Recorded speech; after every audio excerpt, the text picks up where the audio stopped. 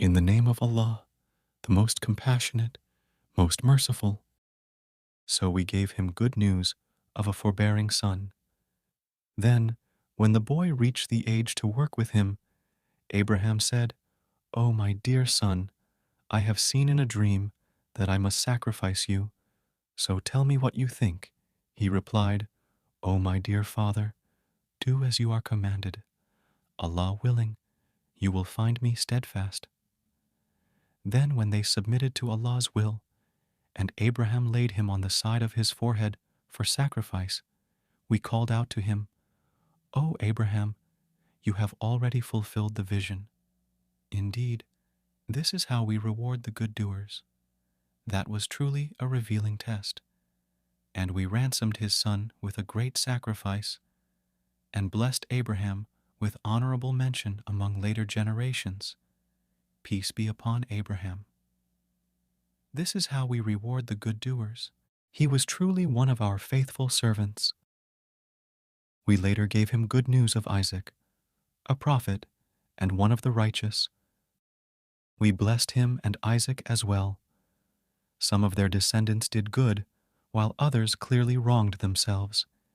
And we certainly showed favor to Moses and Aaron, and delivered them and their people from the great distress. We helped them, so it was they who prevailed. We gave them the clear scripture and guided them to the straight path, and we blessed them with honorable mention among later generations. Peace be upon Moses and Aaron. Indeed, this is how we reward the good doers. They were truly two of our faithful servants, and Elias was indeed one of the messengers. Remember when he said to his people, "Will you not fear Allah? Do you call upon the idol of Baal and abandon the best of creators? Allah, your Lord, and the Lord of your forefathers." But they rejected him, so they will certainly be brought for punishment. But not the chosen servants of Allah. We blessed him with honorable mention among later generations. Peace be upon Elias. Indeed, this is how we reward the good doers. He was truly one of our faithful servants, and Lot was indeed one of the messengers. Remember when we delivered him and all of his family, except an old woman who was one of the doomed, then we utterly destroyed the rest. You Meccans certainly pass by their ruins day and night. Will you not then understand? And Jonah was indeed one of the messengers. Remember when he fled to the overloaded ship. Then to save it from sinking, he drew straws with other passengers. He lost and was thrown overboard. Then the whale engulfed him while he was blameworthy. Had he not constantly glorified Allah, he would have certainly remained in its belly until the day of resurrection. But we cast him onto the open shore, totally worn out, and caused a squash plant to grow over him. We later sent him back to his city of at least 100,000 people, who then believed in him, so we allowed them enjoyment for a while. Ask them, O Prophet, if your Lord has daughters, while the pagans prefer to have sons. Or ask them if we created the angels as females right before their eyes.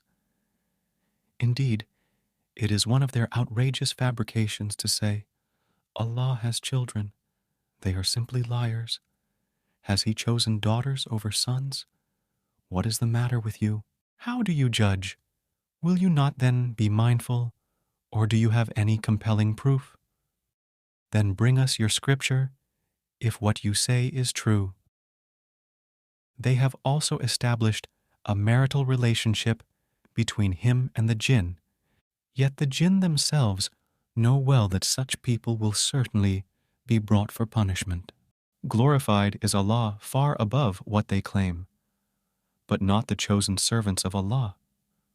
Surely you pagans and whatever idols you worship can never lure anyone away from him except those destined to burn in hell. The angels respond, "There is not one of us without an assigned station of worship. We are indeed the ones lined up in ranks for Allah, and we are indeed the ones constantly glorifying his praise. They certainly used to say, if only we had a reminder like those of earlier peoples, we would have truly been Allah's devoted servants. But now they reject it, so they will soon know. Our word has already gone forth to our servants, the messengers, that they would surely be helped, and that our forces will certainly prevail. So turn away from the deniers for a while, O Prophet. You will see what will happen to them, and they too will see. Do they really wish to hasten our punishment? Yet when it descends upon them, how evil will that morning be for those who had been warned, and turn away from them for a while. You will see, and they too will see. Glorified is your Lord, the Lord of honor and power, above what they claim. Peace be upon the messengers, and praise be to Allah, Lord of all worlds.